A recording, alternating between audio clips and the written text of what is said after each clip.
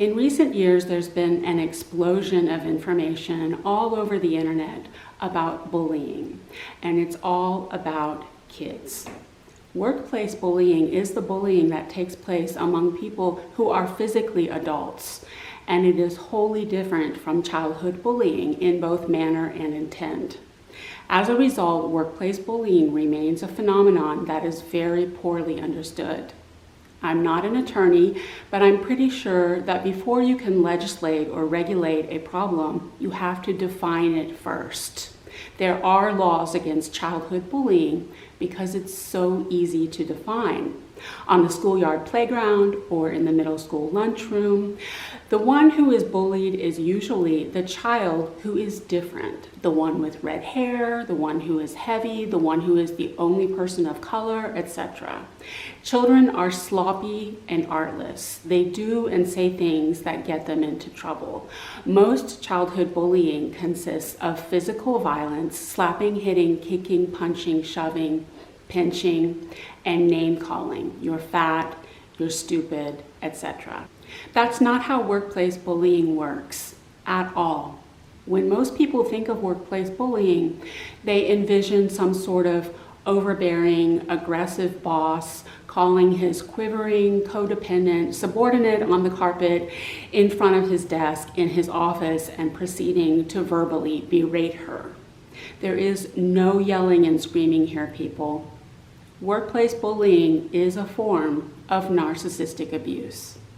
Most workplace bullies are narcissists, and narcissists care about one thing and only one thing in this world or in this life, and that's their image, their reputation, what they look like to other people, and what other people think of them.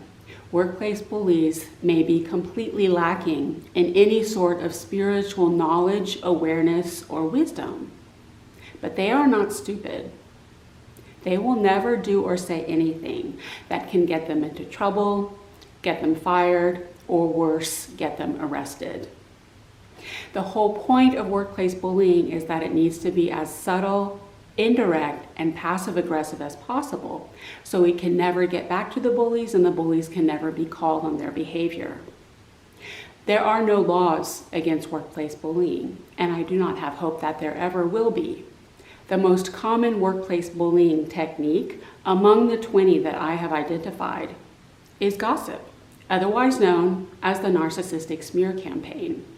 How can there ever be laws or even rules legislating or regulating something like gossip? Workplace bullying has two phases, the domination phase and the elimination phase. In the domination phase, workplace bullies have access to primarily one technique, the technique of mind games, in which they attempt to assert dominance over the target because, as narcissists, workplace bullies do not tolerate anything or anyone in their environment that they cannot control. If, however, you're so stupid that you don't get it, the mind games don't work.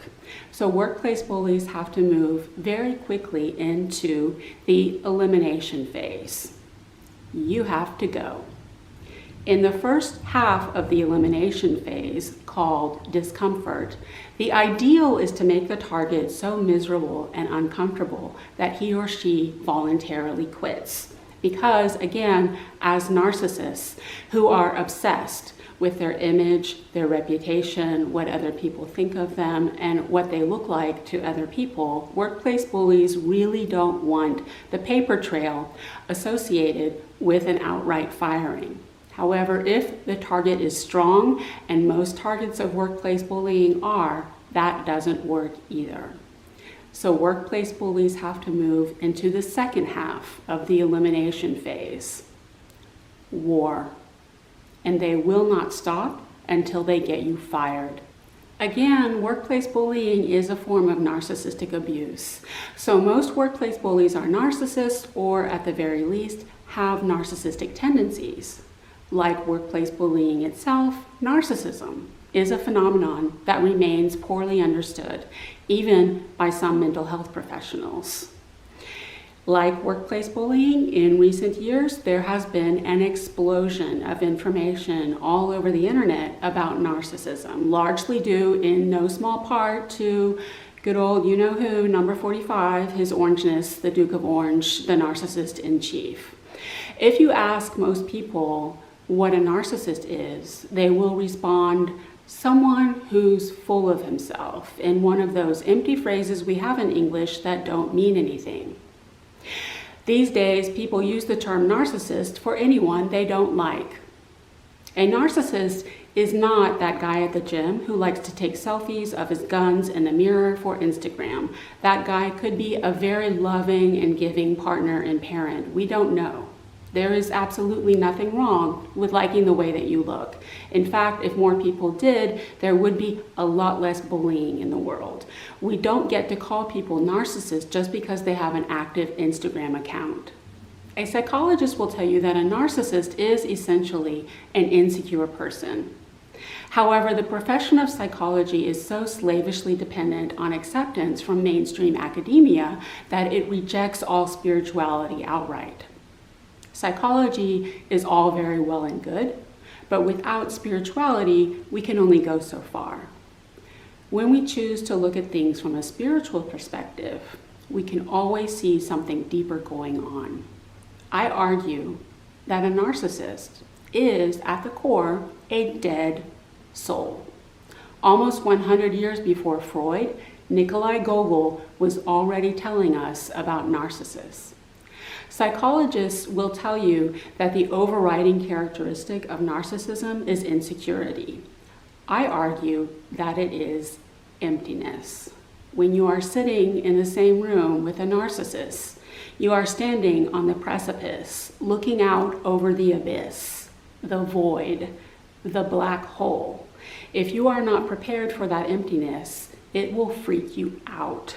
It's like, holy crap, I'm standing in the presence of a meat sack with absolutely no internal light or life.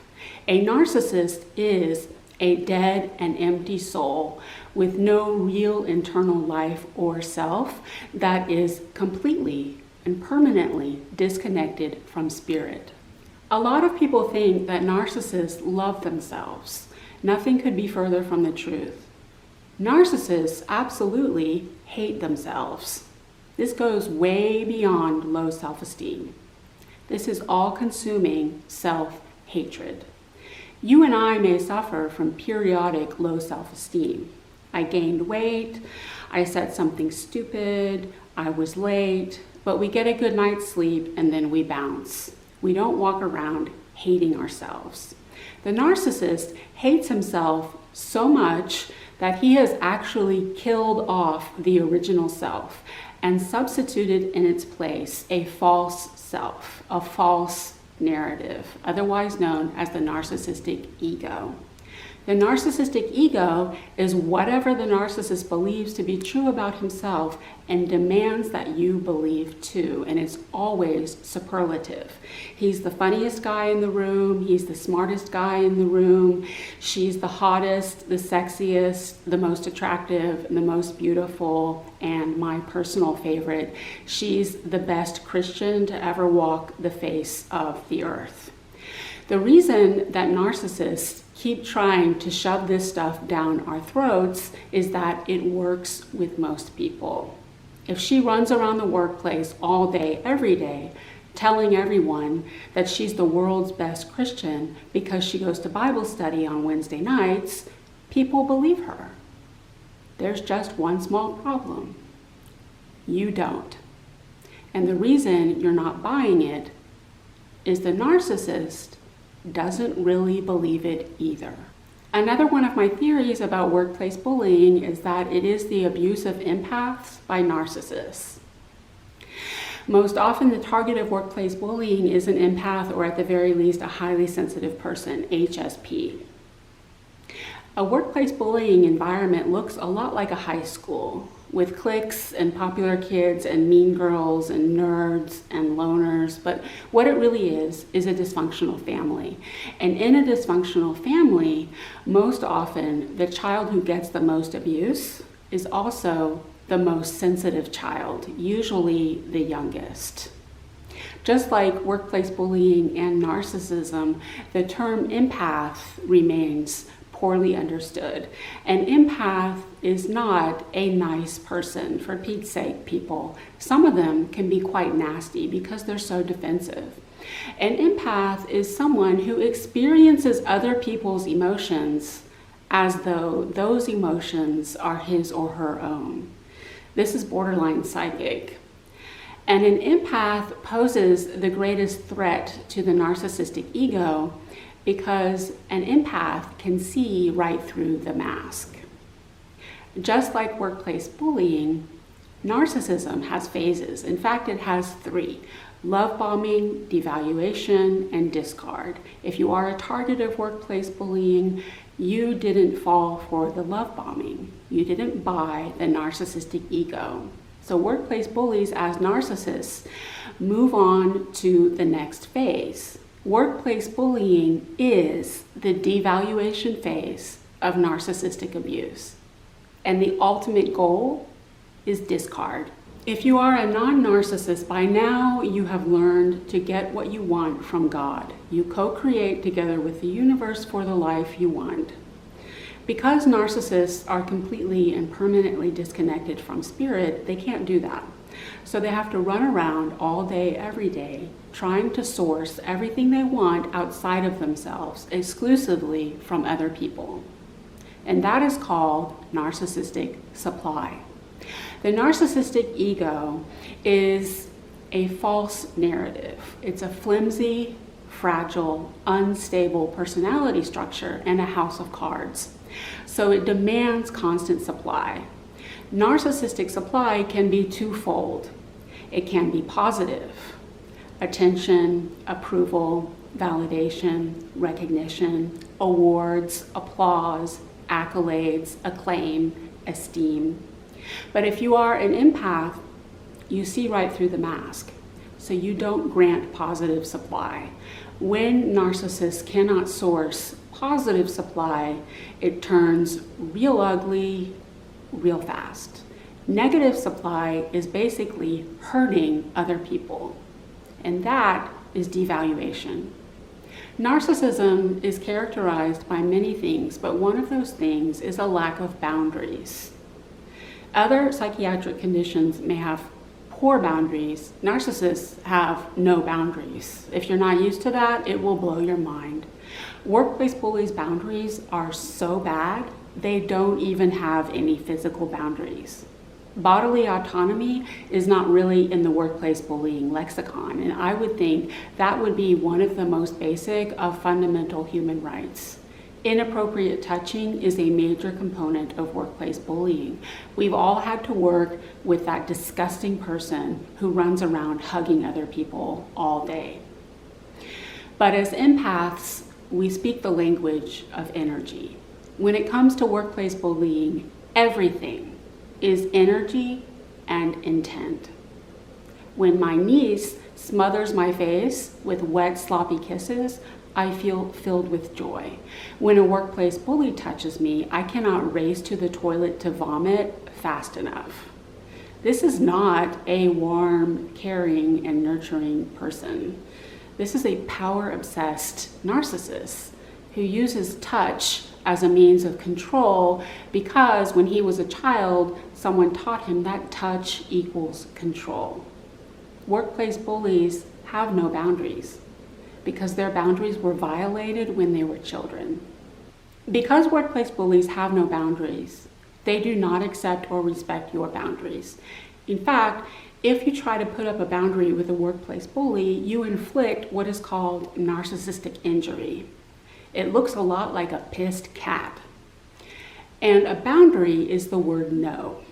Workplace bullies are psychological rapists who refuse to take no for an answer. And they actually think that's a good quality. The rest of us speak the language of consent, where no means no. It could be that you don't want to have sex with them.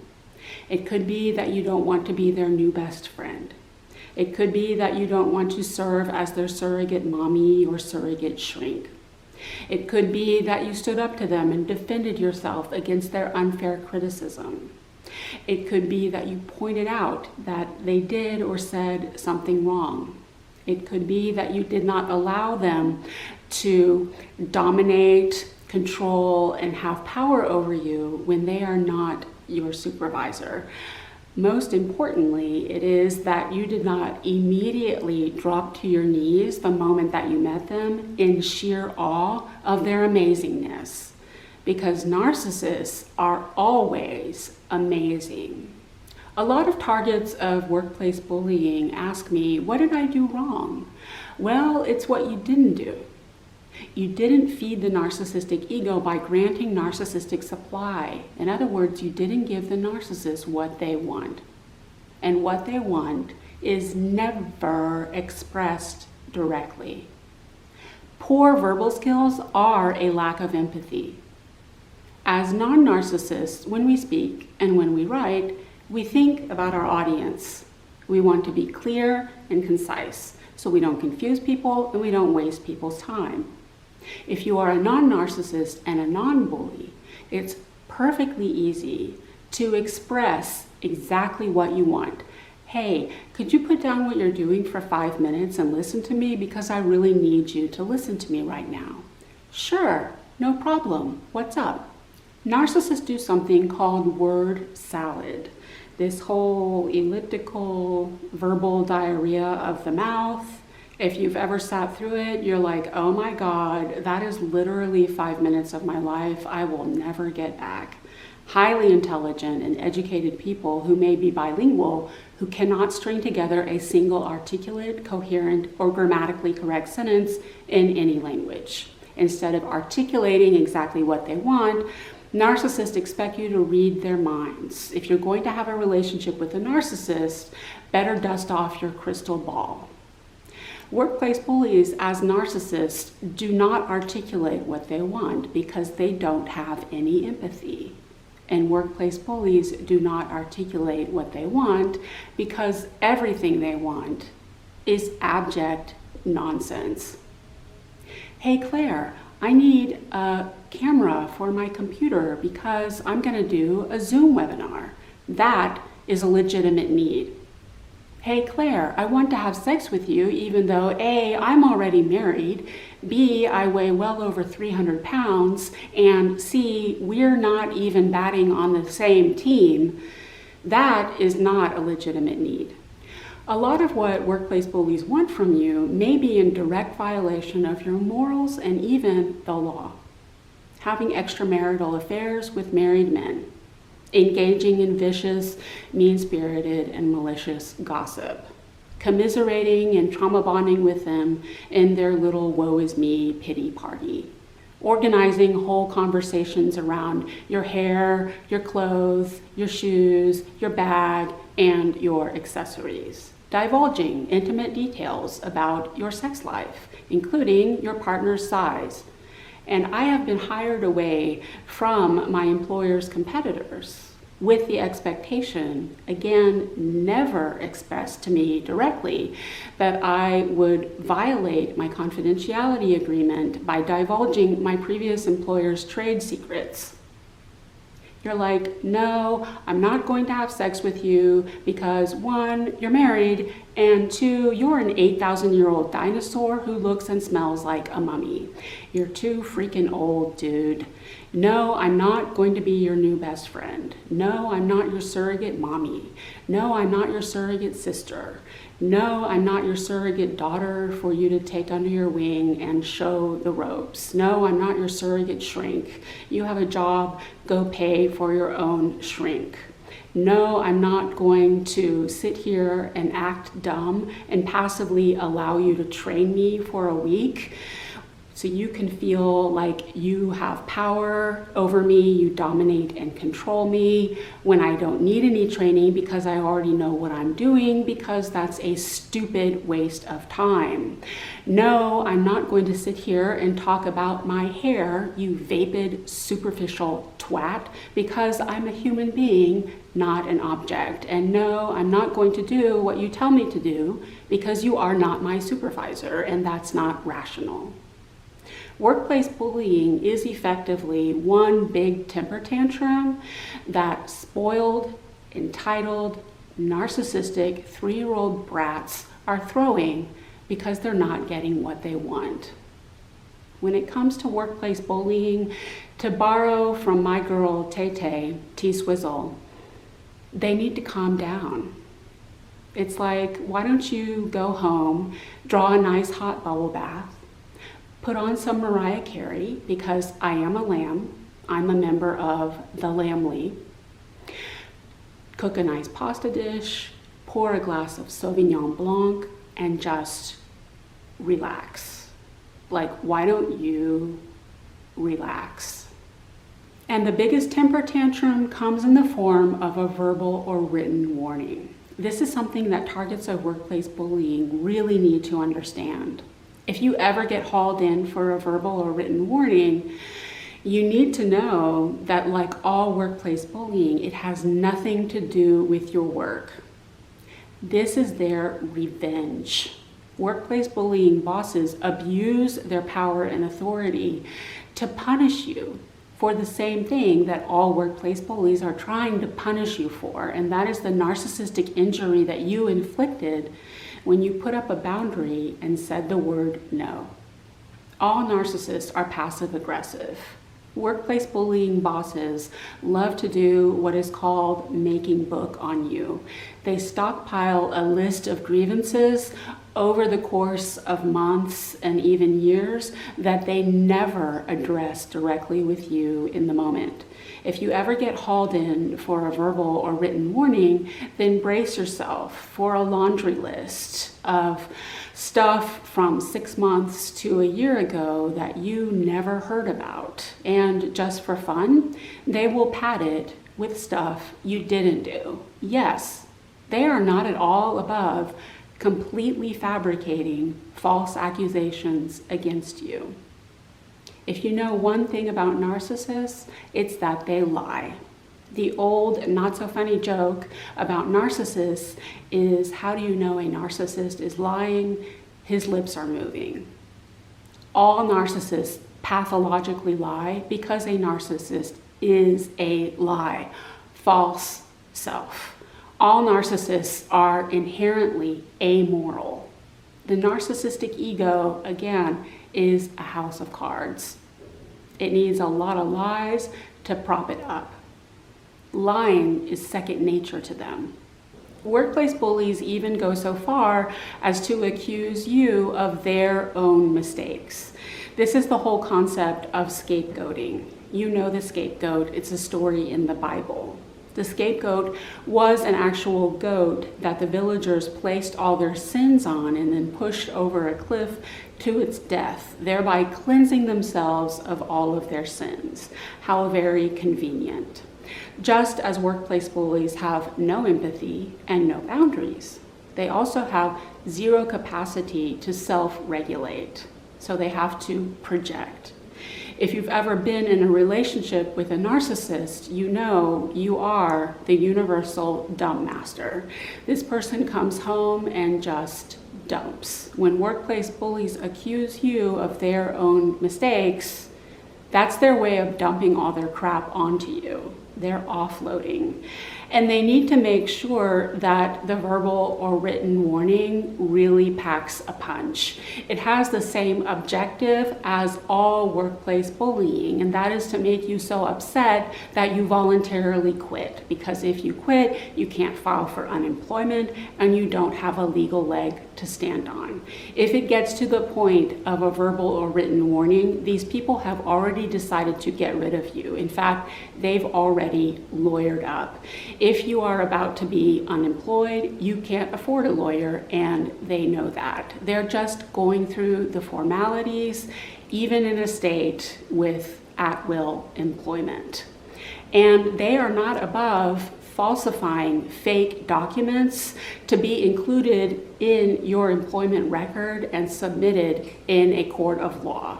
It's just one individual up against a lawyered up company, and they know that too. What narcissists want is the same thing we all want, a connection. Narcissists are trying to engage. They want an engagement. It's just that they want it on their level, which is the level of ego. And it is a very low level indeed. I call it the ego games. Narcissists are trying to connect and engage with other human beings through their egos. Drama, gossip, mind games, power struggles, domination, subordination, mean-spirited teasing, that is more like ridicule, unnecessary competition, comparisons, flirting with married men, people you are not attracted to, unsolicited advice giving, contributing to violence against women by objectifying women's bodies, and caring and complaining about things that don't matter, etc. Meanwhile, you're over here trying to have an intellectual conversation about art and politics. You don't speak the same language, English and Spanish. If you are a non-narcissist and a non-bully, you have the ability to peacefully coexist with the other in a spirit of absolute equality. Narcissists do not do peace. They are not peaceful people. They thrive on conflict. In fact, they live for it. It is the only thing that makes them feel alive, or indeed makes them feel anything at all. Narcissists are obsessed with winning, and the only way they can win is by picking a fight in the first place. And narcissists do not do equality. In fact, they are allergic to it. They're like, how dare you come in here and treat me like an equal? Narcissists are not okay being okay. I call workplace bullies the trailer park trash of the universe, or los primitivos. And I'm not talking about how much money they make, what kind of car they drive, or where they went to school. I'm talking about their spiritual level. Just cycling and recycling like gerbils on a treadmill through the lower levels of Maslow's hierarchy: food, money, image, sex, the 4 pillars of narcissism, wash, rinse, repeat, ad nauseum. Maslow's hierarchy is like a video game. When you reach one level, feel free to go ahead and move on up to the next one. Workplace bullies don't. The ultimate reason you are bullied in the workplace is just that you are on a higher spiritual level than they are. So let's go ahead and cue the workplace bullying refrain. Are you ready? Here we go. Let's do this. You think you're better. Who do you think you are? You think you're all that and a bag of chips, etc. Let me go ahead and translate that one for you. All that means is that you don't hate yourself as much as these people hate themselves. You don't think you're better. They do. And you are better spiritually. I know I say I don't compare myself to other people, and I know that superiority is a characteristic of narcissism, but honestly, workplace bullies leave us with no choice. Workplace bullies always think that they are teaching the target a lesson. It's all about knocking you off your pedestal, taking you down a notch or two, and putting you in your place. If you bully me, you teach me 2 things. You're not a human being, and I'm better than you. From 30 years of being bullied in the workplace, I learned one thing. I know who my enemies are. Is it just that you look good, you dress well, and you work well, and these people are just jealous? Pretty much. Is it just that they're unhappy and taking out their pain on you because you're nice and won't fight back? Yeah, that too.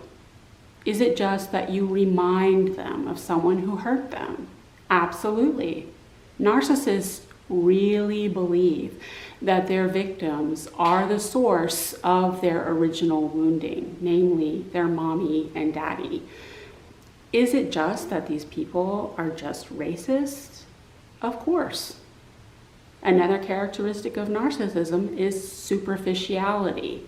Again, they're empty, so they are superficial. They really view other human beings as objects. They know only how to focus on form and see only the exterior of other people. If you are a woman or a person of color, you're supposed to know your place. You're supposed to know that you are subordinate. And if you don't, it's like, what are you, stupid? Don't you know that I'm better than you because I'm a man or because I'm white? Again, as empaths, we totally know what these people's problem with us really is. The problem is you have to prove it. Bullies bully for different reasons. At the top of the workplace bullying food chain, we have our psychopaths and our sociopaths. These are the deadest of dead souls. Their souls are so dead they don't even have auras. It's just like this cinder block. These people are killers. They have been killing their entire lives and will continue to kill for the rest of their lives. And that is all they will ever do with their lives.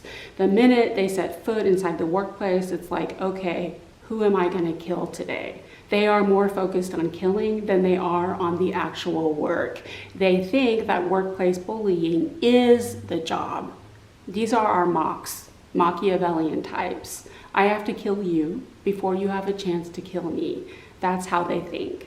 We see them mostly in high-powered professions like investment banking and corporate law.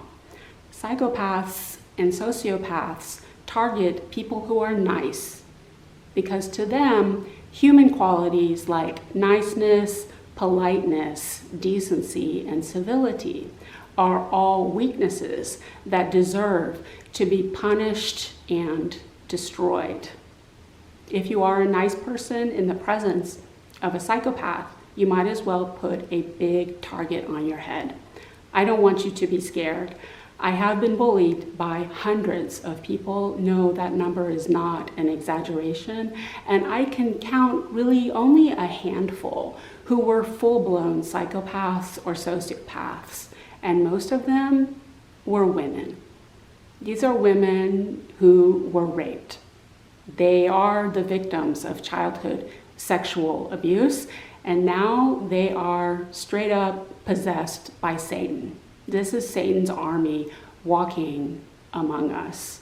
Most of the psychopaths and the sociopaths in our society are in prison or in the military, and they need to stay there where they can be paid to kill people legally. Some of these people actually were in the military and never should have been discharged into the general population because they can't get out of kill mode. At the other end of the workplace bullying spectrum, we have the basic Bs, the catty, trashy, mean girls. You know, the ones who cannot walk and chew gum at the same time and who are so vapid, superficial, and shallow that all they can talk about is gossip and fashion. I do not like to call adult women girls, but in their case, that's what they are, girls. Mean girls are a one-note wonder. They have a very limited emotional range. When it comes to them, it's just pathological jealousy. That's it. In the middle, the bulk of the workplace bullying hydra is the narcissist. Non-narcissists know how to peacefully coexist in the same space with someone who is more beautiful, more intelligent, or more talented and not freak out. Just let it go. Non-narcissistic men experience sexual attraction for someone that they cannot have all the time, and they don't do anything about it. Just let it go. Only narcissists go on the warpath. The function of narcissistic abuse is twofold. First, it is to project all their pain onto you. Then it is to take all your goodies. The function of all abuse is to turn the victim into the external reflection of the abuser's own internal reality. Let me say that one again so you get it. The function of all abuse is to turn the victim into the external reflection of the abuser's own internal reality. These people want you to be in as much pain and as empty as they are. Happy people do not bully. We know that. That's quantum law. When a narcissist says he's happy, he's actually high on supply. It looks like a manic phase, like a tick gorged with blood. When a narcissist is deprived of supply, he experiences major depressive disorder. If psychiatric diseases were physical, a workplace bullying environment would be a MASH unit with blood and guts, hacked off limbs, and pus dripping sores flying around all over the place. If you are an empath in a workplace bullying environment, you are sitting in the middle of the cholera ward without a hazmat suit on all day. When you set foot inside a workplace bullying environment, you feel as though you've just been slimed. You can literally feel these sick, disgusting people just wiping all their nasty, toxic crap all over you. There are no words to describe how disgusting it feels, and you can't shower enough when you get home. Because narcissists are completely and permanently disconnected from spirit, they can't heal. Because they are so completely unhealed, they really lay all their cards on the table. If workplace bullies as narcissists think they are hiding their issues, they are not doing a very good job. They really put it out there. Again, if you are an empath, you can read it the minute you meet them, sometimes even before you meet them. These are people pushing 60 who are still up to their eyeballs in glaring mommy and daddy issues. You're like, holy crap, this person was raped, this person was molested, this is the product of incest, this person was abused, abandoned, neglected, rejected, and it doesn't always have to be this big, horrible thing. It could be severe childhood abuse like incest, or it could just be that their prom date rejected them and they never got over it. Whatever it is, spiritually speaking, workplace bullies are people who don't shower. It's like right now, this emotional dumpster fire that you've been sitting in for like your entire life is dirty. It smells bad. Go take a shower. When it comes to the mental health issues of workplace bullies, I'm gonna go ahead and take bipolar 1 with a side of alcoholism for 10, Alex. First, we have our addictions. First, we have our smokers. When that guy blows into the room, the stench of smoke is so overpowering, it could knock a buzzard off a garbage truck. I come from a long line of alcoholic bosses. I've had so many alcoholic bosses, I have lost count. They keep showing up to work hungover with that whole puffy, beady-eyed, stringy, greasy, spiky, unwashed look. Some of them are drinking on the job, and when they come back from their 3-hour lunch with their vodka flask, you could strike a match in the fumes. When it comes to drugs, let's face it, illegal drugs are out and prescription meds are in. Some of these people are mixing psychiatric medication with alcohol, which you're not supposed to do. It's obvious who's addicted to food or sex with profiles on infidelity websites, or who stops by the 24-hour Asian massage parlor and spa with the blacked out windows to rape the child victims of sex trafficking before returning home to his own wife and daughters. There's plenty of suicidal depression and anxiety, and there's a lot of bipolar 1. That's the kind that throws and breaks things. Bipolar 1s are famous for having these spectacular hysterical meltdowns in public. And then we have our schizophrenics, who are off their meds and hearing voices that you are dangerous and they need to hurt you. These people are sick, gravely ill, and in dire need of intensive therapy. It's no wonder that you don't want anything to do with them. And that is why you are bullied in the workplace. You are desperately trying to assert your boundaries and your rights with sick people who do not respect them. Workplace bullies project all their pain onto you because, again, as narcissists, they can't self-regulate. As non-narcissists and non-bullies, when we are all up in our feels, we have some options. We can go for a run, take a nap, get a good night's sleep, eat something, cook something, clean something, read a book, marathon binge watch Netflix, take a salt bath, take a walk in nature, meditate, play with the cat, reorganize the sock drawer in rainbow order. But what we don't get to do is we don't get to project all of our unhealed, unresolved, unprocessed pain and trauma all over the nearest warm body. That's what workplace bullies do, just bleeding out their emotional issues all day, every day. Healing is not just a good idea, it is a moral imperative. All of the problems in the world result from unresolved pain. I don't like to do black and white thinking. Unfortunately, on the earth plane, there happens to be a lot of duality, and we really have only two choices in this world or in this life. You can heal or you can project. I'll let you guess which one workplace bullies have chosen. Whatever you don't heal, you will project onto other people, or you will take it with you into the next lifetime to do all the same stuff all over again. I once had a psychic friend who had a narcissistic mother and was beaten by her father growing up. You would never know that unless she told you, because she radiated joy and love everywhere she went. Well, she did what she was supposed to do. She got her butt into therapy and she did the work. That's how it works. If you heal it, then other people can't read it. Workplace bullies project onto us because as empaths, we make the perfect target. An empath is a little sponge and a little mirror. We sit there and just blithely absorb all of their stuff and then reflect it right back at them perfectly.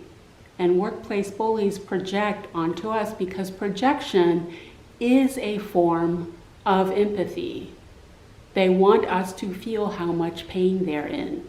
That's exactly what mass shooters do. I want everyone to feel how much pain I'm in. Can't you feel how much pain I'm in? Workplace bullies are trying to connect and trying to engage. They're just going about it in a really screwed up way. Workplace bullying will only stop when sick children stop using the workplace as a playground for them to work out all of their unhealed, unresolved pain and trauma from their dysfunctional childhood families of origin. Again, workplace bullies as narcissists are empty. They cannot get what they want from God, so they have to load up on other people's stuff. Narcissists are takers. You can just feel this nasty taking energy. When I was once in a sexual relationship with a narcissistic psychopath and pedophile, he had a habit of interrupting whatever I was doing to place what I called his platypus hands on my body and follow me around like that. I could be brushing my teeth, washing the dishes, washing my hands. I was not allowed to do anything independent. Some of that is the narcissistic need for attention. Narcissists do not want you to have an internal life because they don't have one. At the same time, I could literally feel this vampire trying to leech off all of my energy through his hands. This is a person who was looking for a soul transplant. And I believe the vampire legend originated as a metaphor for narcissism. A lot of what these people want is intangible. It's your good spirit. your internal light, your internal peace, your strength, your resilience, your confidence, your security, your joy, your optimism, your faith in humanity, your hope, your creativity, your talent, your rapport with other people, your sense of humor, whatever these people are jealous of, well, those are spiritual qualities. So they can't have that. So they're just going to take whatever they can get their little hands on. Your money, your spouse, your ideas, your job. Whenever people talk about workplace bullying as a form of narcissistic abuse, it's all about narcissistic bosses, narcissistic bosses, narcissistic bosses. Don't get me wrong, there are some truly heinous bosses out there, and I've had my fair share of them. But in my 3 decades of experience of being bullied in the workplace, I have found that the worst bullies in the place are not the higher ups. It's the underlings. Narcissists are obsessed with power because they are fundamentally powerless people who have no idea what real power is. There is only one real power in this world, and he is not working with any of these pieces of crap. The bosses in a workplace bullying environment have some authority and seem to content themselves with that power. The worst bullies in the place are the subordinates who bully their lateral colleagues because that is the only way they can derive a sense of power. We've all had to work with these bullies with no authority, no supervisory capacity, and no subordinates who think they own the place. They think they own the place. What the bosses in a workplace bullying environment really are is weak. One of the points I make about workplace bullying is that it is the direct result of weak leadership. The bosses in a workplace bullying environment are emotionally illiterate. We are living in the emotional dark ages. They simply do not have the spiritual, psychological, or emotional tools to deal with the problem. So they just don't.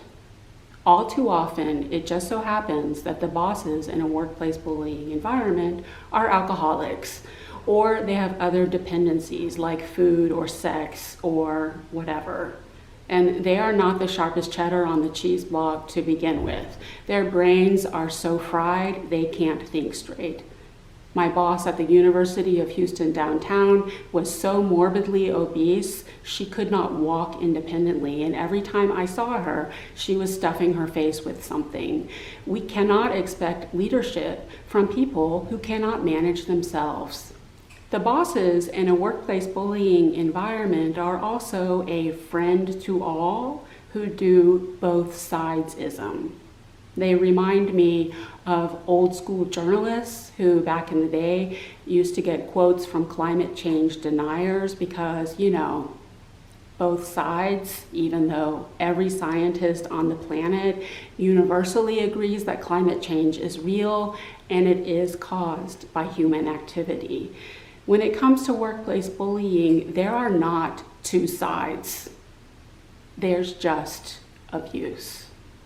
The bosses in a workplace bullying environment are promoted because of their weakness. They don't threaten anyone. A real leader would not hear out the bullies. A real leader would tell the bullies to take several seats. It would take a very spiritually strong person to put their foot down, say no to the bullies, and do what they're supposed to do, which is to protect their employee. But spiritually strong people do not get promoted. They get eliminated. Some people say that people who were bullies in childhood grow up to become workplace bullies. I couldn't disagree more. I cannot stress this one enough. Workplace bullying is revenge of the nerds, y'all. These are people who were bullied, and now they attack the star of the workplace because they want to stick it to the popular kids. Workplace bullying attacks the best and the brightest. It is cutting down tall trees. If you are a target of workplace bullying, I know one thing about you, and that is that you are really good at your job. Your work is not good, it's excellent. You're killing it. When companies enable workplace bullies, they lose their best employees. There's just one problem. They don't care. Excellence is not necessary in most professions. You need excellence in surgery. You need excellence at NASA.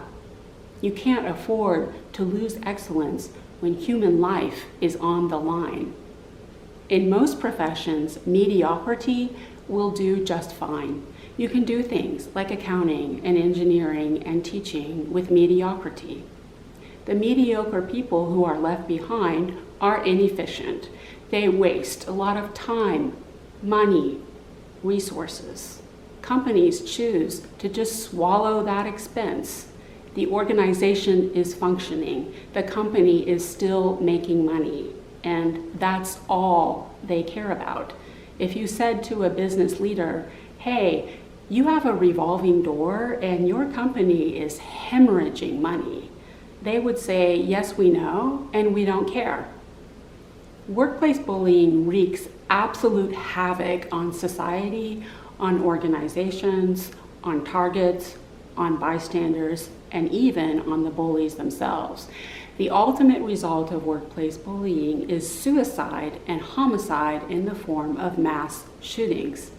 Every time I hear about a workplace shooting, and I don't have a lot of money after 3 decades of being bullied in the workplace, I would bet actual money that workplace bullying was a factor.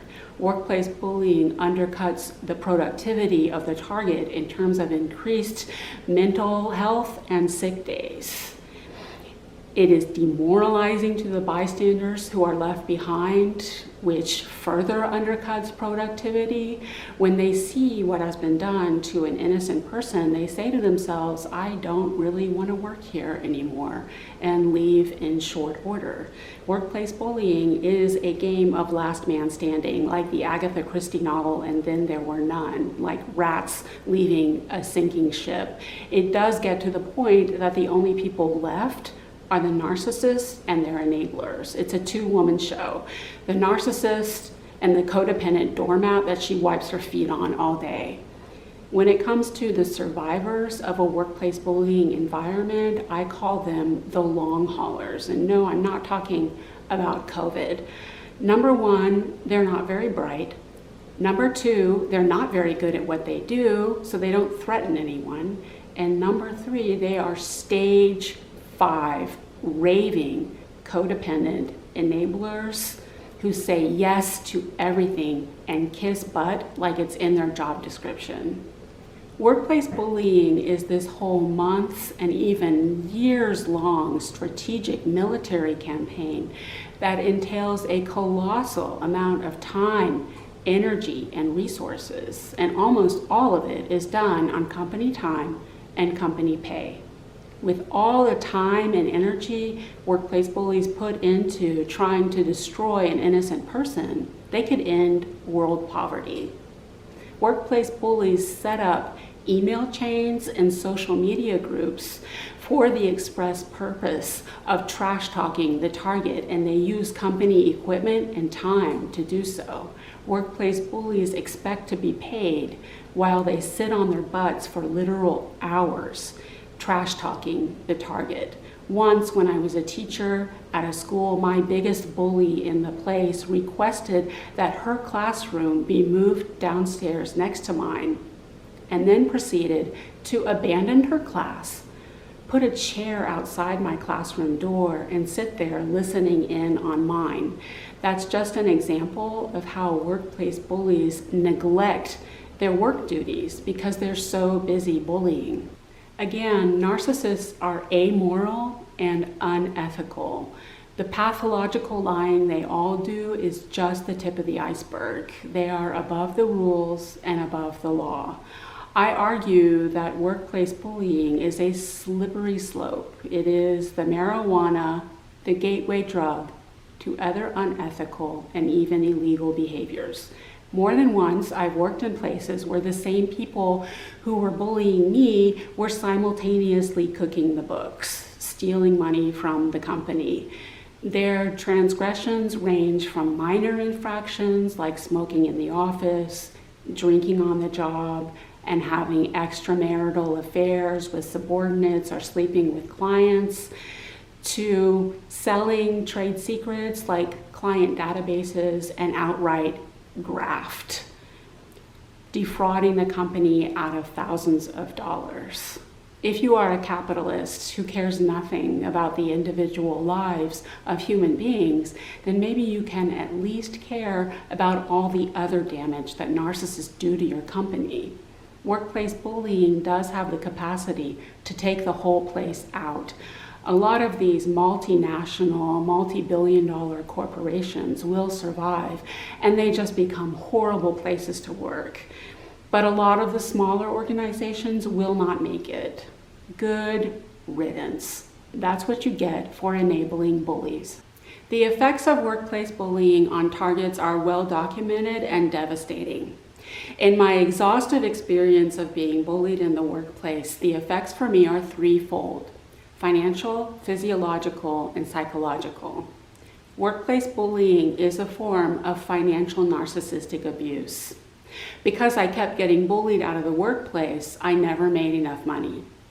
I graduated university 25 years ago, and in that time I have averaged an income of only $20,000 a year every single year, and accumulated about $300,000 in debt.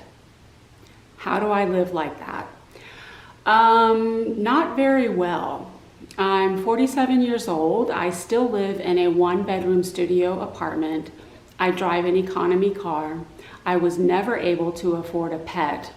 And I am obsessed with constantly streamlining, downsizing, economizing, minimizing, reducing, recycling, reusing, and eliminating.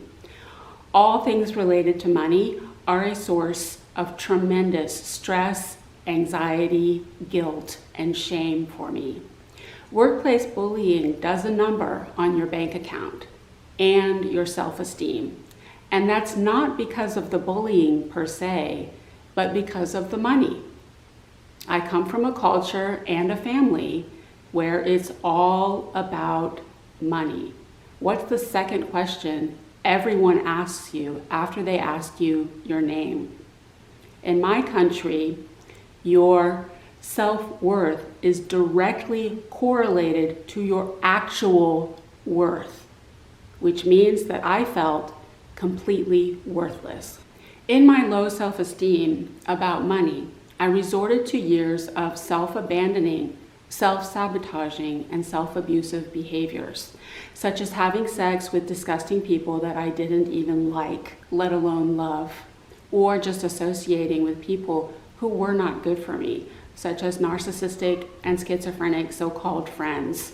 Also, under-eating and over-exercising, alcoholism and pill abuse, and self-mutilation.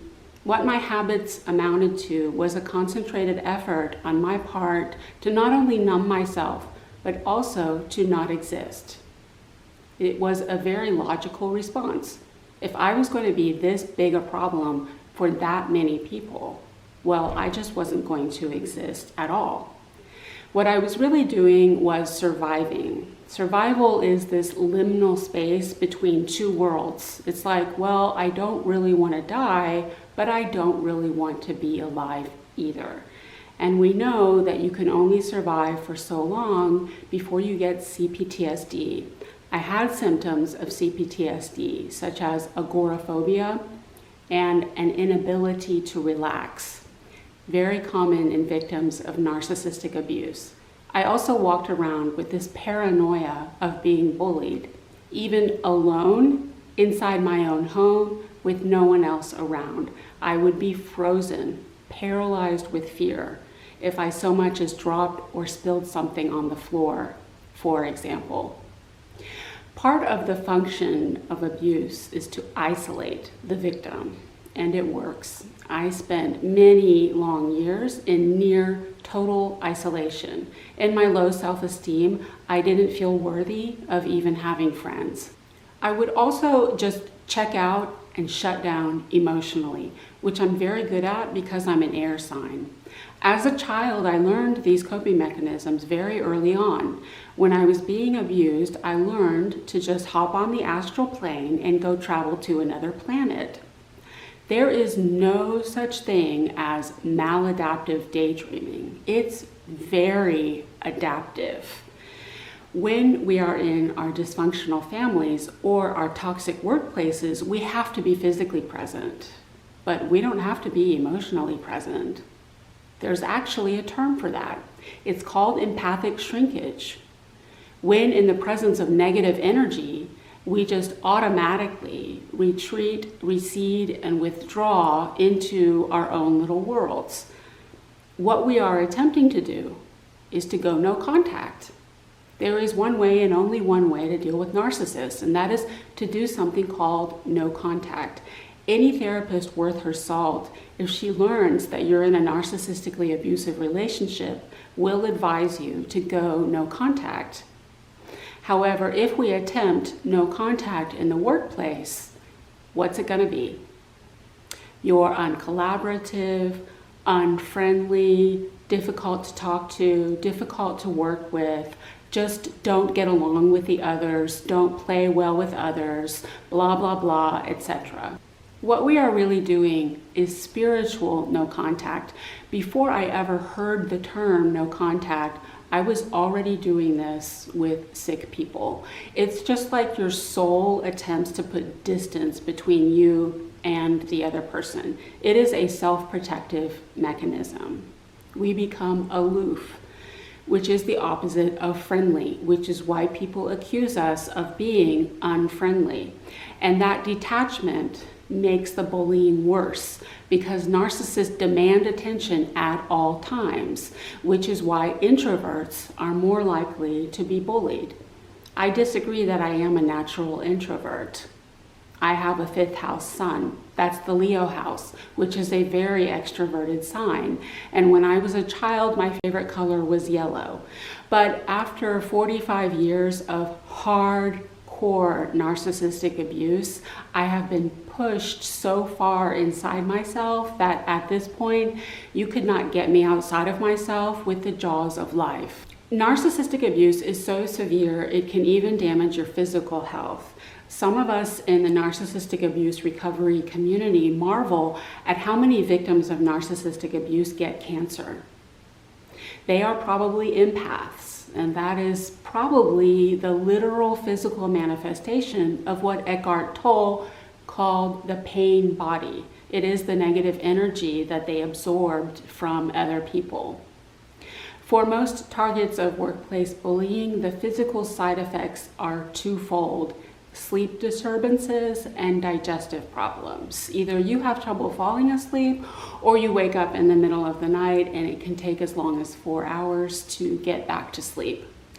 Empaths often have one of the 6 clairs: clairvoyance, clairaudience, clairsentience, clairgustance, clairalience, or claircognizance.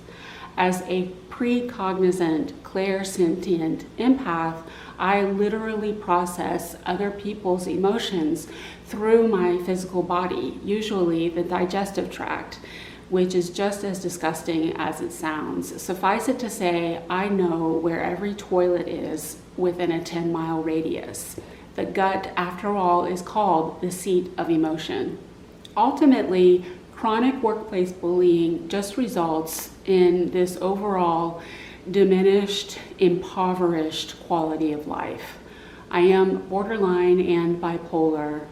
I've been arrested twice, evicted twice, hospitalized in psychiatric institutions twice, had 2 infusions for iron deficiency anemia, and I've tried to kill myself twice. I have this thing with the number 2. When I left my mother's alcoholically and narcissistically abusive home at the age of 18, I thought I was free. I did not know I was going to lose the next 30 years of my life. That's about a Saturn cycle. With the exception of my therapist and the handful of friends that I picked up along the way, I did not meet one single person who was even remotely worth it. It took me a full quarter of a century after graduating from university to finally find a full-time job with sane adults with boundaries who give me the only thing that I have ever wanted in my entire life, and that is to be left alone. And that means that I will be working until I drop dead. If you are a target of workplace bullying, you may have a victim complex. When we subconsciously surround ourselves with people who are beneath us, it is a perverse way of elevating self-esteem. We look good by comparison. I will cop to it. Guilty as charged. I know I say I don't compare myself to other people, and I've certainly had my problems in this life. But next to workplace bullies, I feel like freaking Mother Mary of God. One of the reasons I create this video series is to dispel a lot of misconceptions about workplace bullying and a lot of what I consider to be erroneous and quite frankly dangerous advice for targets of workplace bullying. The advice for targets of workplace bullying that is out there appears to consist of one thing: documenting. When it comes to workplace bullying, anyone who tells you to document is a complete and total idiot who has no idea what they're talking about, and you have my permission to clock them. Document what exactly? All the racial slurs these people put in writing in emails sent directly to your boss? That doesn't happen. Documenting doesn't work because there's nothing to document. Ultimately, documenting amounts to nothing more than a game of he said, she said, and glorified journaling. Much of the other advice currently out there for targets of workplace bullying is what I call narcissist appeasement. You're supposed to tiptoe on eggshells around these people, give the narcissist what they want, act dumb like you don't know anything, so other people can feel like they have power and control and dominate you.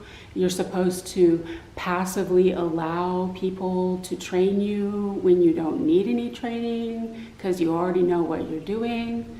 That's called going along to get along. And there's one word for all of that.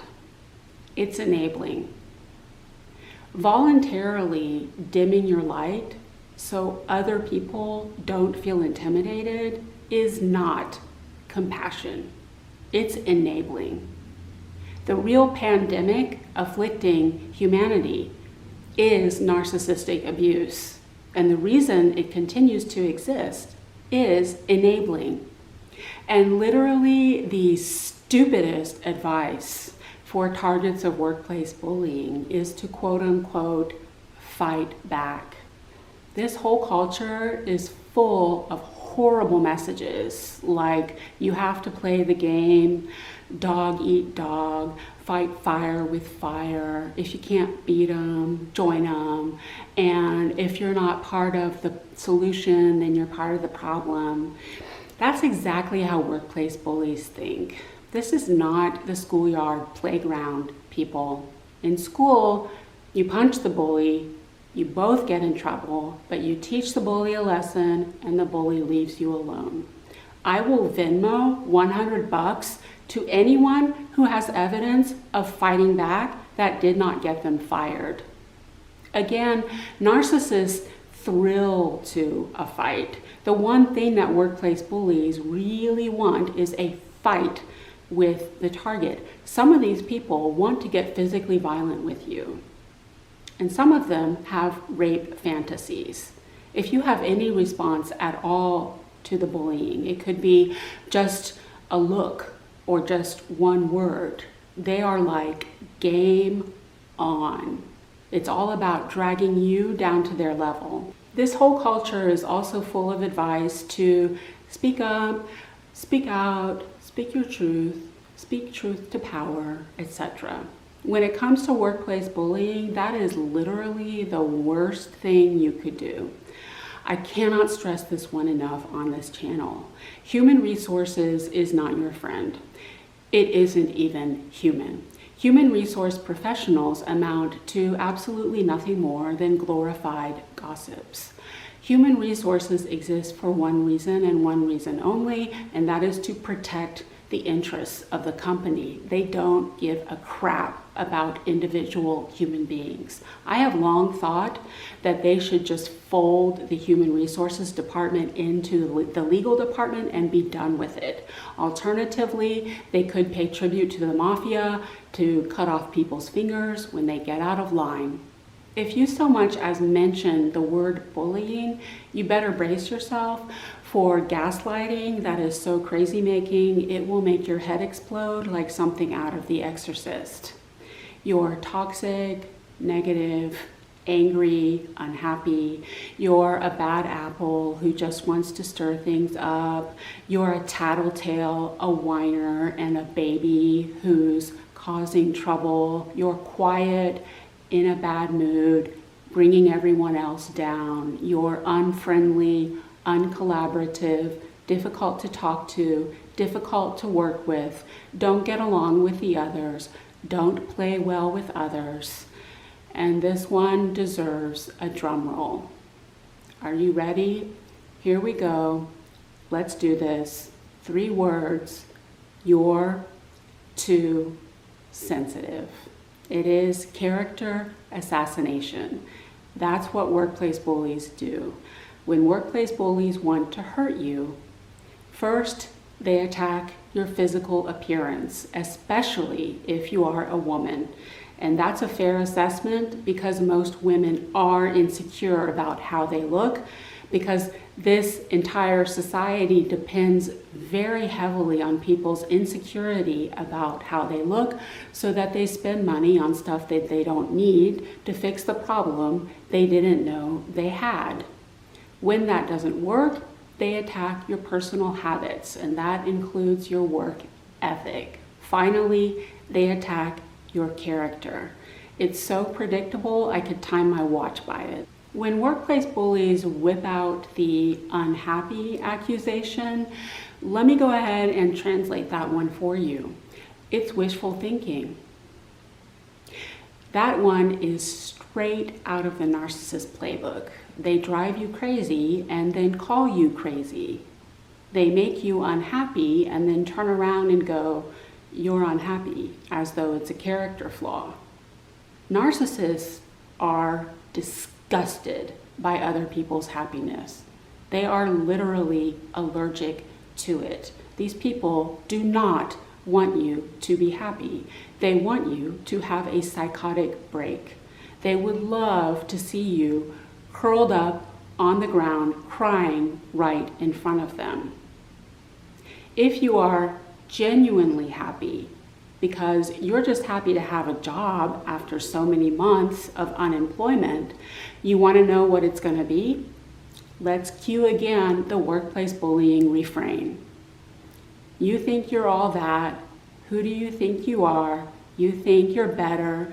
You think you're all that and a bag of chips, blah, blah, blah, etc. When you come forward about workplace bullying, the response sounds a lot like Darvo. They will find a way to make the bullying all your fault and even go so far as to paint you out to be the bully. When I came forward about being sexually harassed in the workplace, the woman from HR called me, and this is a direct quote, a distraction. So because one sick old man couldn't keep it in his pants, I was a distraction. In other words, I was running at night in lipstick, high heels, and a miniskirt. You want to know the number one response companies have to workplace bullying? Metal detectors. Circle the wagons, batten down the hatches, lawyer up, and go on the defensive. They just don't want to get sued, and they don't want you to come back with a gun. 4 o'clock on Friday. Sound familiar? That's when they fire you. The idea is that you go away for a weekend and cool off, as though one weekend is enough to undo months and even years of being bullied. If you are still thinking about coming forward about workplace bullying, then prepare yourself for gaslighting and scapegoating within an inch of your life. Don't believe me? Try it, come back, and let me know how that worked out for you. Don't make me say I told you so. One of the points I make about workplace bullying is that workplace bullies never act alone. In fact, they are often in pairs. It is a case of strange bedfellows. These two people who have absolutely nothing in common and ordinarily would not give each other the time of day are suddenly best friends, commiserating and trauma bonding in their mutual hatred of the target. Often, the worst bully in the place will ingratiate himself to one of the higher-ups in this sickening, vomit-inducing, nauseating love bombing. What he is doing is effectively paying tribute to the mafia for protection, so he can get away with what he planned on doing probably before he was even hired. And as soon as the dirty deed is done, he will probably never speak to that person again. If you ever see a bully in a weird close friendship with one of the higher ups, that is a major red flag of workplace bullying. The word mobbing just needs to be retired once and for all, because all workplace bullying is mobbing. Workplace bullies never act alone. They can't. They are too weak. Goodness can stand alone. If you know a person who is good, that person is probably also truly, truly unique. I find it amusing that so often I was bullied by people who weighed literally twice what I do, and not one of them was strong enough to take me out alone. On a subconscious level, workplace bullies know what they are doing is wrong, and they seek out validation from others for their pre-existing hatred of the target. Also, there is strength in numbers, and workplace bullies know that. There are always more of them than there are of you. Which is easier? Get rid of the target or get rid of all the bullies who are the real source of the problem? If you were a supervisor and you had 10 bullies on your hands and only one target, what would you think and what would you do? When it comes to workplace bullying, both human resources and management are useless, and your family members and so-called friends are not much better. That, again, is their emotional illiteracy. They do not have the spiritual, psychological, or emotional tools to deal with the problem, so they just don't. One of the reasons that workplace bullying hurts so much is that it triggers the terror of your infancy, when you were a helpless baby, screaming your head off in the crib, thinking no one's coming. That is primordial. How many times in 30 years did I pray that once, just once, someone would help me? When I was in another sexual relationship with another abusive narcissist, we would go out, and the minute that we sat down, he would just light into me and begin viciously verbally abusing me, and I would explode in this Niagara Falls of hysterical sobbing in public in the middle of a crowded restaurant full of people. Someone must have seen something. It would not have taken much to intervene. Like, hey, you're clearly making her very unhappy. Why don't you leave her alone? Hey, do you need us to call you a cab? Etc. No one so much as looked at us. If you are a target of workplace bullying, I have some news for you. No one's coming. In the unholy trinity of the workplace bullying trifecta, in addition to the bully and the target, there is a third party. That is the bystander to workplace bullying. Bystanders to workplace bullying are the lowliest of cowards. I have not been averse to using profanity on this channel, but there are some words for bystanders that even I will not use here. Spineless, gutless wimps who need huevos. One of the points I make about workplace bullying is that everybody knows what's going on. Any bystander to workplace bullying who says they don't know anything about the bullying is straight up, bald-faced lying. Bystanders to workplace bullying are the three little monkeys. Hear no evil, see no evil. They would rather stick their heads in the sand and sweep everything under the rug than do anything about the problem. They're just glad it's not them. However, the bullies have made it very clear that if they do anything to help the target, then they will be targeted next.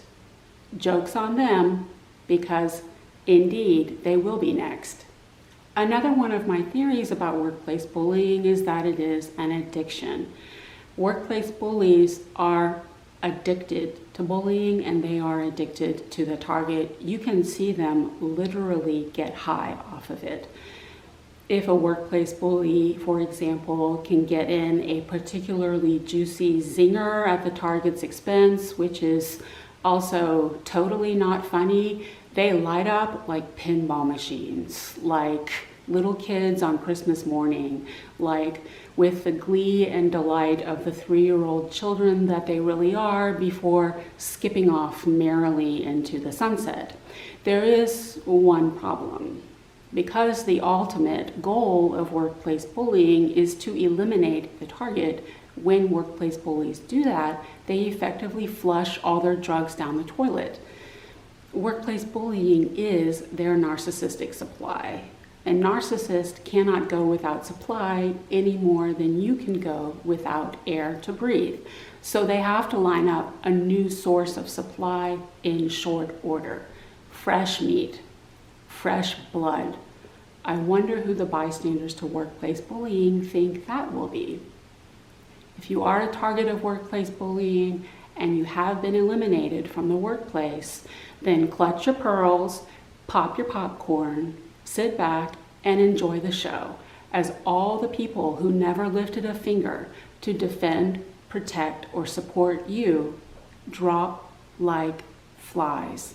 I find it interesting that in a country where there are more guns than people, there are millions of failed tough guys who literally fantasize about being the good guy with a gun who takes out a mass shooter, and not one of them would lift a finger to do anything about workplace bullying. But I think there's something deeper going on here, and I think it goes way beyond emotional illiteracy. We live in a victim blaming and shaming culture. Anytime anyone comes forward with stories of abuse, they are crucified and vilified. Read the comments on the news articles and brace yourself for the hatred and the vitriol. And I think that's because people are triggered.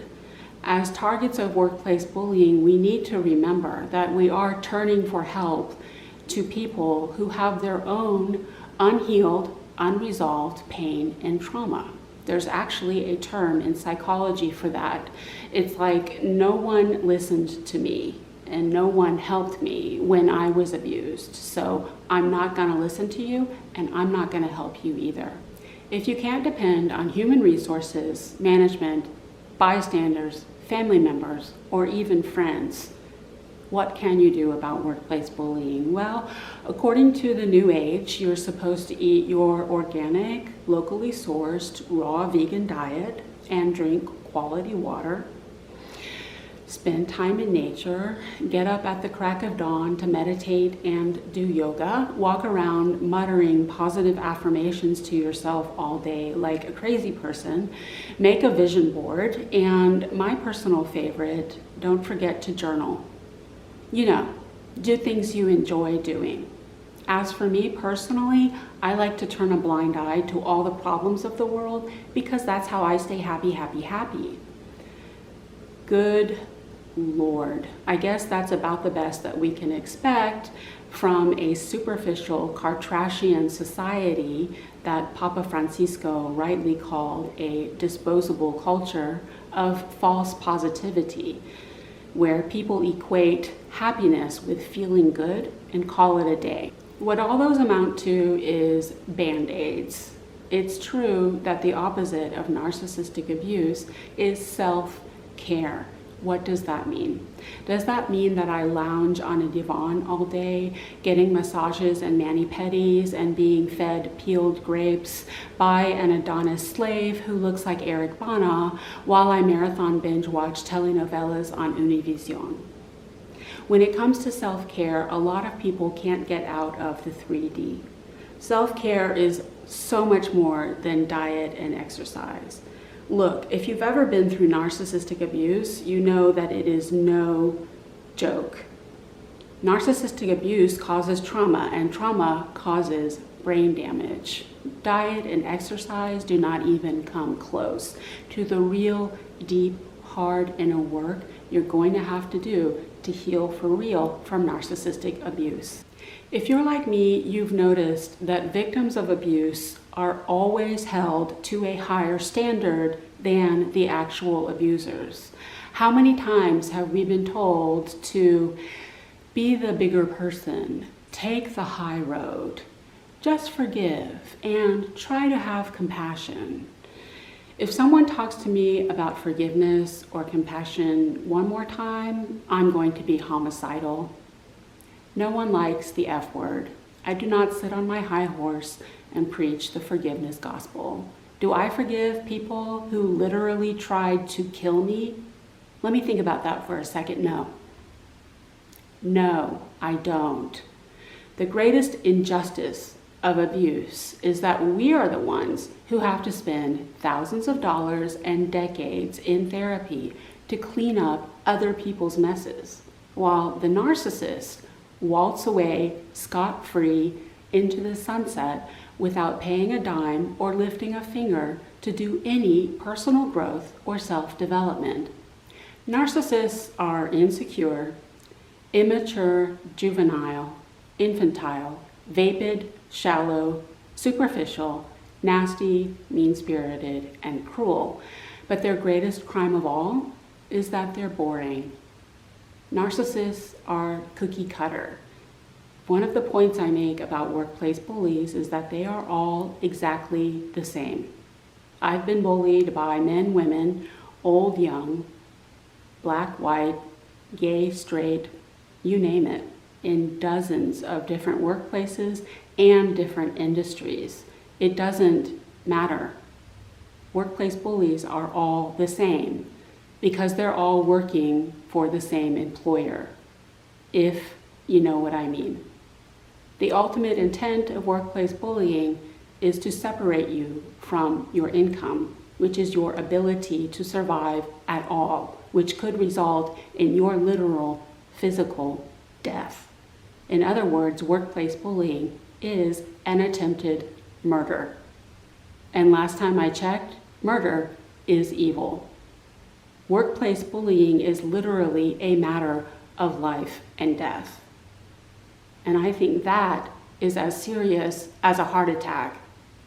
And I believe in karma, not karma as in the Buddhist or Hindu traditions, but karma as a catch-all term for this sort of energetic law of repercussions that I use because I haven't found a better term for it.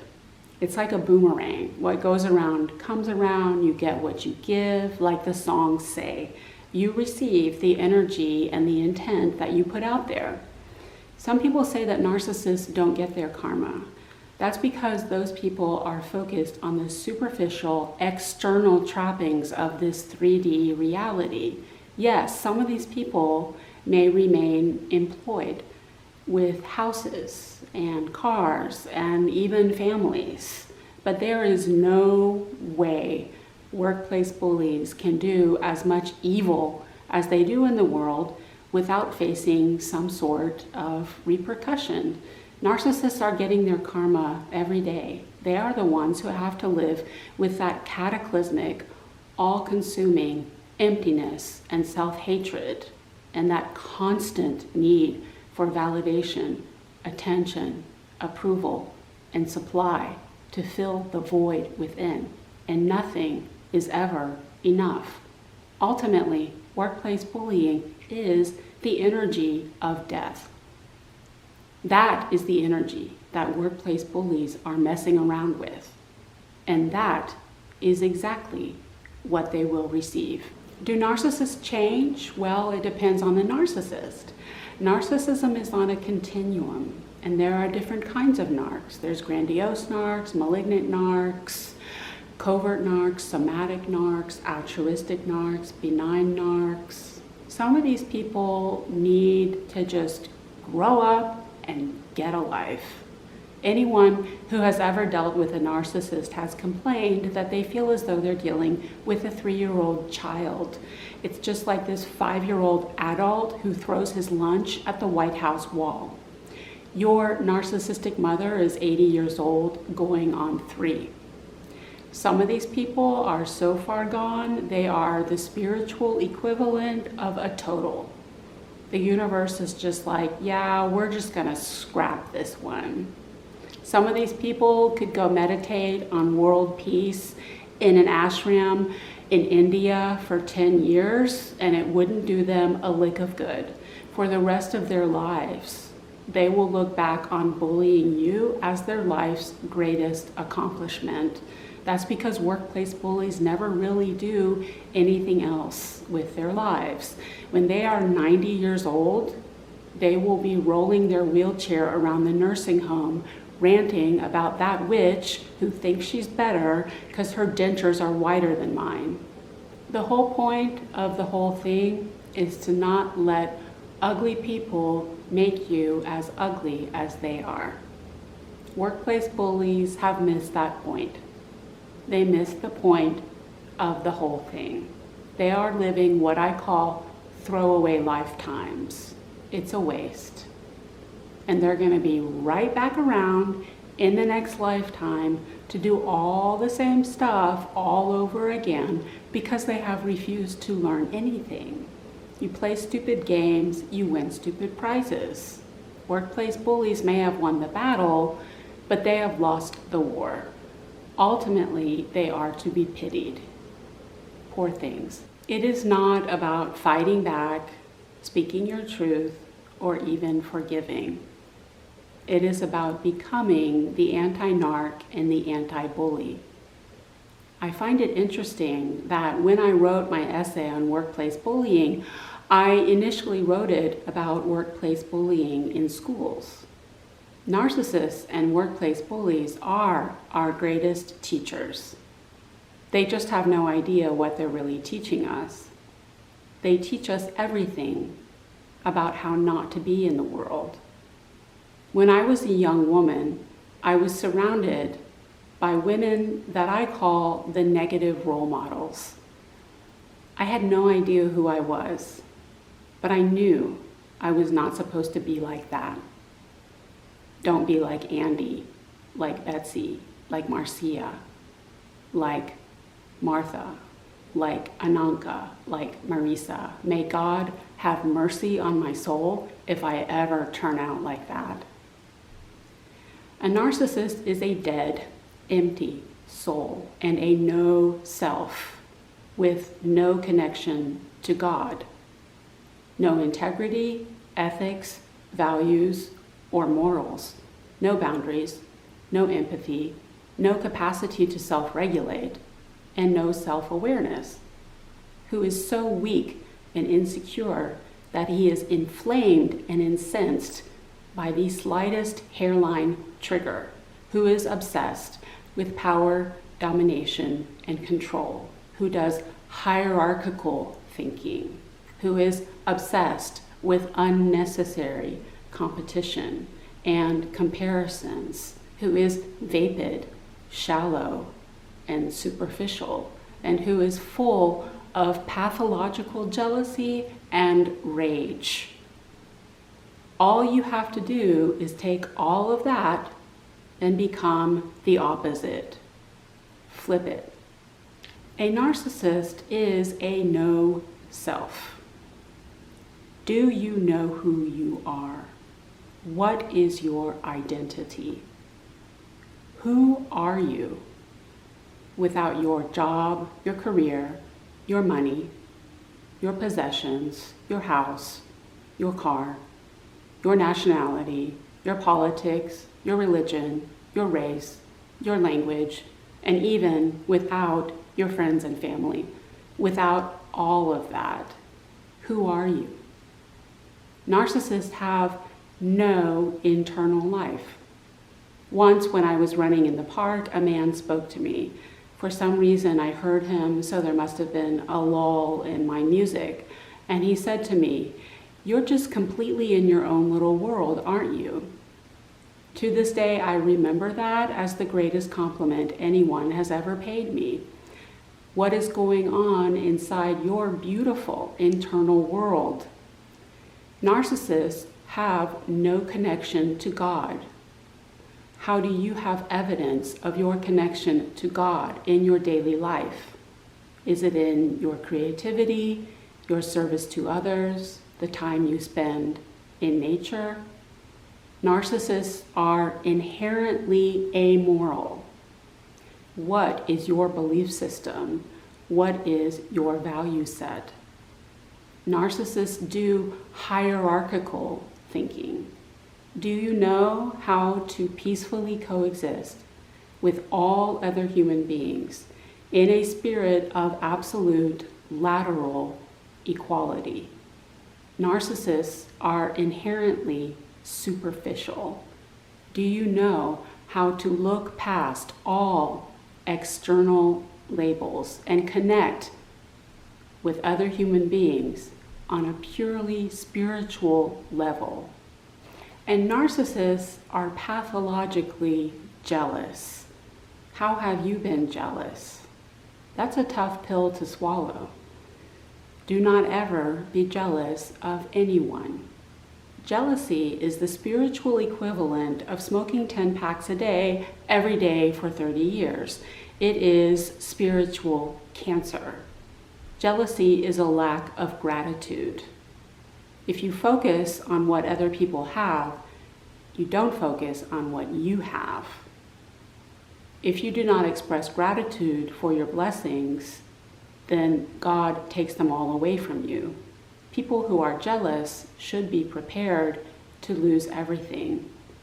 If you see this couple at the park and their perfect shiny hair is just blowing in the breeze and the sunlight, and they have a cute little chihuahua just hopping on the grass, well, those are two souls who have up-leveled. They leveled up, they evolved, they graduated.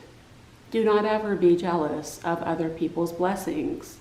Other people have their blessings because they earned them in past lives and because their souls decided that they need those blessings to do what they need to do.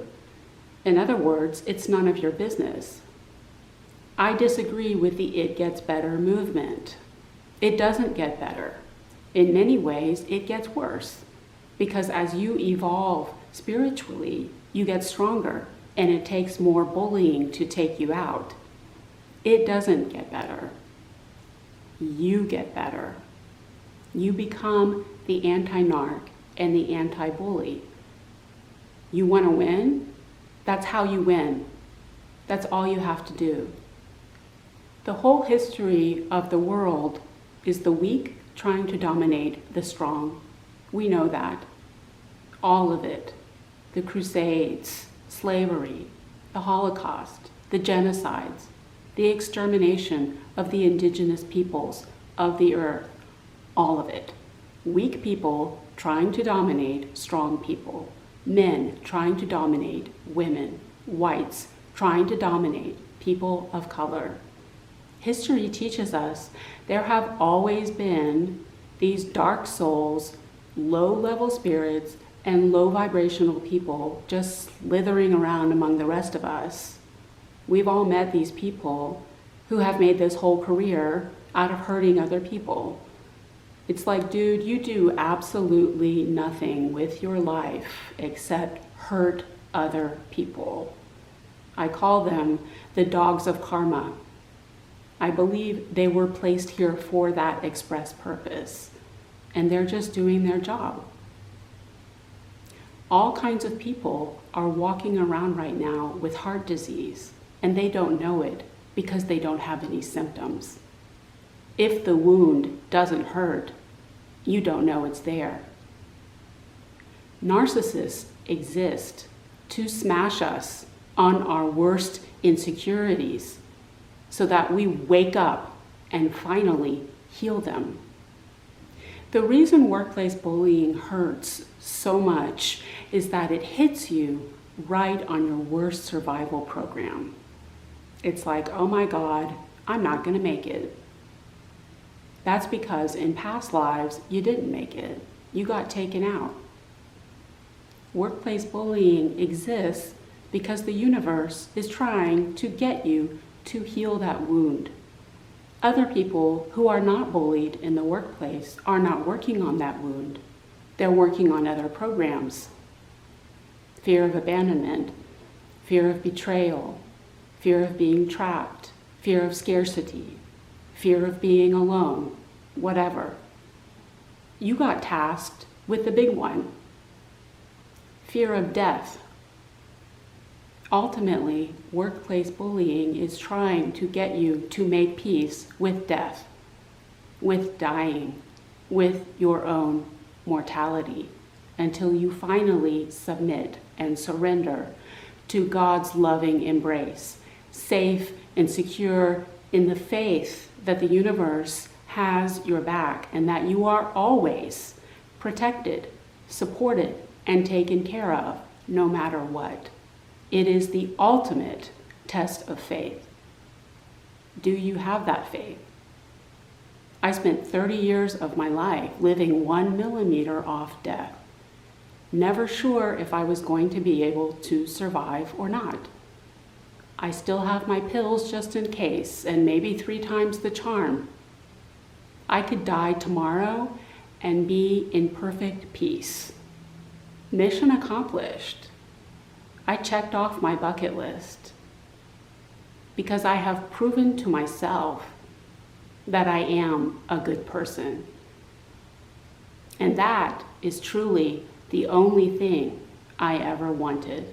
So that was a summary of my thoughts about workplace bullying. I hope that helps. Take care.